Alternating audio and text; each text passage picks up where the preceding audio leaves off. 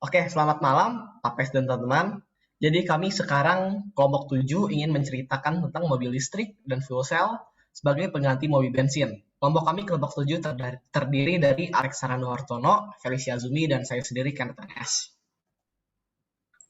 Oke, jadi yang pertama kita bakal masuk ke full cell vehicle. Nah, full cell vehicle ini sebenarnya secara definisi adalah sebuah perangkat elektrokimia yang secara langsung mengubah energi kimia menjadi energi listrik. Nah, kalau kita terjemahkan sendiri kan sebenarnya full cell vehicle ini adalah mobil full cell atau dikenal dengan mobil hidrogen. Nah, mobil hidrogen tuh belakangan ini lagi heboh banget dan orang-orang banyak yang bilang mobil hidrogen ini bakal digadang-gadang menjadi mobil masa depan di dunia. Kenapa? Nanti kita bakal lihat di manfaatnya. Nah, sebenarnya full cell vehicle ini punya banyak jenis. Dan di sini kita paparkan ada 6 jenis full cell vehicle. Yang pertama itu ada polymer electrolyte membrane full cell atau PEMFC. Yang kedua ada direct methanol full cell atau DMFC. Yang ketiga ada alkaline full cell atau AFC. Yang keempat ada phosphoric acid full cell atau PAFC. Yang kelima ada molten carbonate full cell atau MCFC. Yang terakhir ada solid oxide full cell atau SOFC. Nah, untuk manfaatnya sendiri, kenapa sih si full cell vehicle ini disebut bakal jadi mobil masa depan, bakal jadi kendaraan yang menggantikan mobil konvensional seperti sekarang ya. Nah, kita di sini paparkan ada 3 manfaat dari si mobil hidrogen ini sendiri. Yang pertama, mobil hidrogen atau full cell vehicle bisa menjadi jawaban atas kelangkaan bahan bakar fosil di masa depan karena jumlah hidrogen dan oksigen yang melimpah dan bisa diperbaharui. Nah, kalau yang kita tahu sekarang, si fuel cell vehicle ini kan menggunakan hidrogen dan oksigen sebagai bahan bakar untuk penggerak kendaraan utamanya kan, bahan utamanya lah.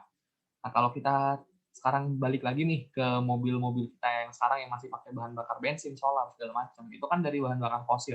Nah, suatu saat kalau digerus terus-terusan, bahan bakar fosil ini bakalan habis. Jadi bahan bakar fosil ini bukan bahan bakar yang bisa bertahan selamanya gitu, yang jumlahnya banyak.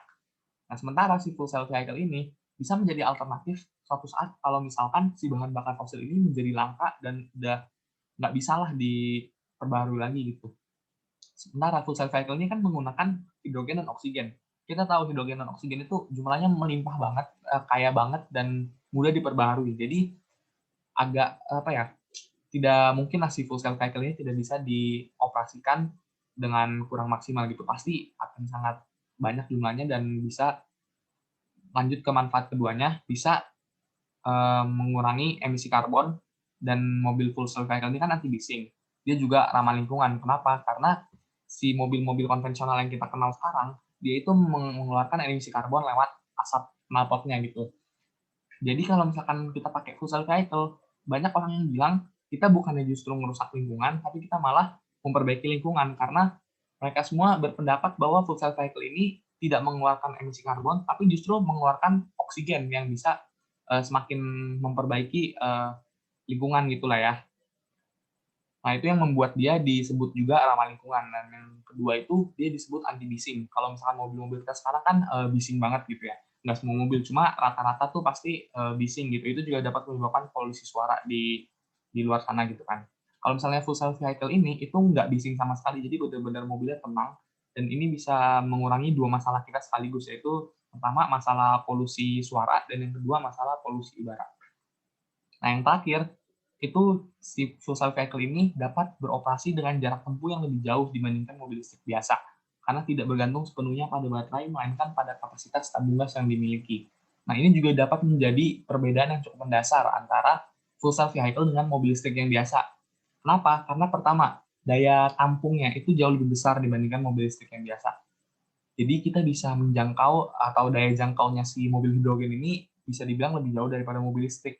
Yang kedua, untuk mengisi dayanya itu juga jauh lebih cepat dibandingkan mobil listrik biasa. Kalau mobil listrik biasa itu mungkin bisa memakan waktu sejam atau hampir 2 jam untuk mengisi baterainya dari 0 sampai 100%. Sementara si fuel cell vehicle ini untuk mengisi dayanya yang penuh sampai barnya penuh semua itu paling cuma butuh 10 menit. Dan yang ketiga yang paling penting biayanya itu murah banget. Kalau misalkan kita bayar biaya untuk ngisi mobil listrik biasa aja udah murah. Kalau misalkan full cell vehicle ini lebih murah lagi karena energinya lebih mudah diperbarui dan jumlahnya banyak gitu. Jadi kita nggak perlu bayar mahal untuk sesuatu yang jarang gitu. Nah, selanjutnya kita bakal langsung ke cara kerjanya. Nah, kita bakal lihat dulu nih komponen-komponen apa yang tersusun di dalam si mobil hidrogen ini. Yang pertama itu ada anoda. Anoda ini tugasnya membebaskan elektron dari molekul hidrogen dan digunakan dalam sebuah sirkuit eksternal yang memiliki saluran ke dalam untuk membubarkan gas hidrogen di atas permukaan katalis. Yang kedua itu ada katoda. Katoda ini fungsinya mendistribusikan oksigen ke permukaan katalis. Dia menyebabkan elektron kembali ke katalis, di mana dapat bergabung kembali dengan hidrogen dan oksigen untuk membentuk air. Selanjutnya itu ada elektrolit. Kalau elektrolit ini adalah membran pertukaran proton. Elektrolit ini mengalirkan ion bermuatan positif dan menghadang aliran elektron. Elektrolit harus terhidrasi agar dapat berfungsi secara stabil.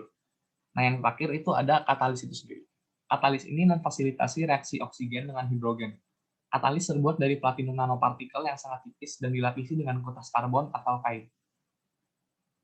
Dan selanjutnya kita bisa lihat nih di sebelah kiri, ini adalah struktur dari si mobil hidrogen atau fuel cell vehicle. Nah, kita bakal ulik satu-satu. Yang pertama yang di tengah warna biru itu ada fuel cell stack. Fuel cell stack ini bagian yang sangat penting dan paling penting karena ini merupakan tempat terjadinya reaksi elektrokimia antara hidrogen dan oksigen. Maka kita tahu untuk menggerakkan si kendaraan fuel cell ini atau kendaraan hidrogen ini, kita butuh reaksi elektrokimia antara hidrogen dan oksigen itu tadi sebagai bahan bakar utama. Yang kedua, itu ada fuel tank yang di belakang warna hijau.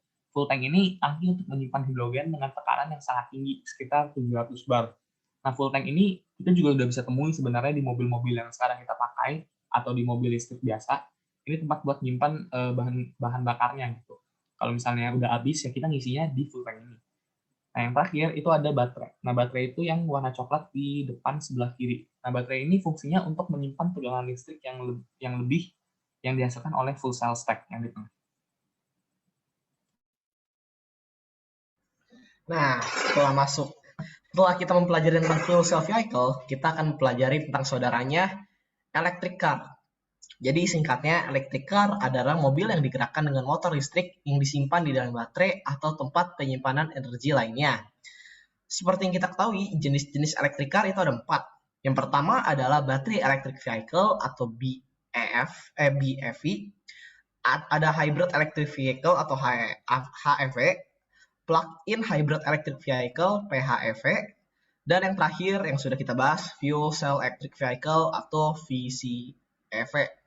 Manfaat-manfaatnya adalah untuk mengatasi isu-isu lingkungan seperti polusi udara dan menipisnya minyak bumi. Nah, gimana sih kok bisa electric car itu mengurangi polusi udara?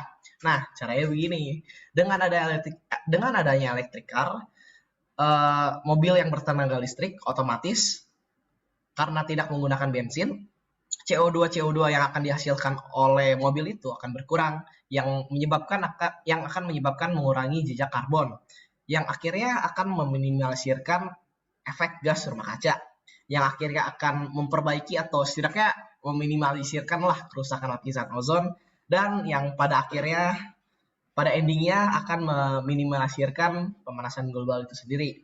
Nah, selain itu, electric car juga tidak terlalu banyak menghasilkan emisi, khususnya emisi CO2. Kenapa? Karena electric car ini menggunakan nuklir dan beberapa sumber energi lainnya, khususnya seperti namanya listrik. Fun fact, electric car mampu menekan sekitar 1,5 gigaton emisi CO2 per tahun. Nah, itu adalah emisi CO2 yang sangat amat banyak.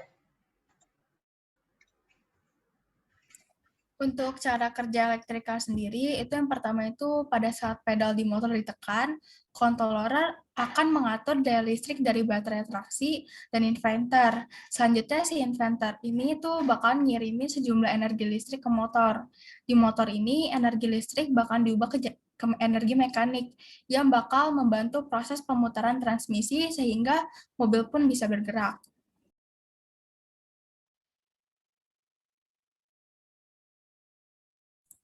Sekarang kita masuk ke bagian arsitektur dan komponen dari masing-masing jenis electric car. Yang pertama itu ada BEV.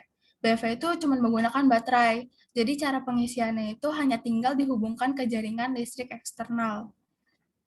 Yang kedua ada HEV. HEV ini memakai dua sistem penggerak. Yang pertama itu mesin pembakar atau ICE dan motor traksi. Tapi pada HEV ini baterai itu tidak bisa diisi ulang. Yang ketiga ada PHEV. Di PHEV ini sama seperti HEV, dia juga pakai 2 sistem penggerak, tapi bisa juga pakai sumber alternatif lain seperti baterai atau energi fosil.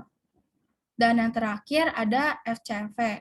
FCV ini memakai sistem yang sama kayak fuel cell, karena dia itu mengkonversi energi kimia menjadi listrik.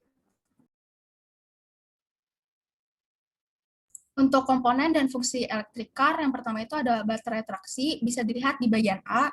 Fungsinya itu sebagai sistem penyimpanan energi dalam bentuk listrik arus searah atau DC. Yang kedua itu ada power inverter, bisa dilihat di bagian B, itu untuk mengkonversi arus DC dan AC. Ketiga ada controller, bisa kita lihat di bagian C. Controller ini adalah elemen komponen pengatur energi.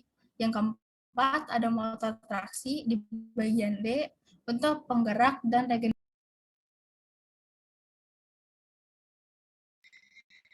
Yang kelima ada charger yang terdapat di bagian E sebagai komponen peralatan pengisi ulang daya baterai, seperti namanya charger ya untuk ngecharge gitu kan. Yang ketujuh ada transmission yang terdapat di bagian F. Transmisi itu berguna untuk mentransfer daya mekanis dari motor traksi listrik untuk menggerakkan roda. Ada lagi yang namanya DC converter di bagian G. Nah, DC converter ini tujuannya untuk mengubah daya listrik DC yang bertegangan lebih tinggi dari traction battery untuk mengisi ulang. Lalu selanjutnya ada auxiliary battery yang terdapat di bagian H. Nah, kalau baterai biasa itu power up atau setidaknya sumber energinya itu untuk mobil listrik ya, untuk jalan, untuk operasi lah. Tapi kalau auxiliary battery ini digunakan untuk keperluan aksesoris mobil seperti alarm, central lock, wiper, AC, dan lain-lain. Nah, selanjutnya itu ada yang namanya thermal system. Jadi thermal system ini digunakan untuk mempertahankan kisaran suhu operasi yang sesuai untuk mesin. Jadi singkatnya thermal system ini digunakan untuk mendinginkan kinerja mesin. Thermal system ini terdapat di bagian I.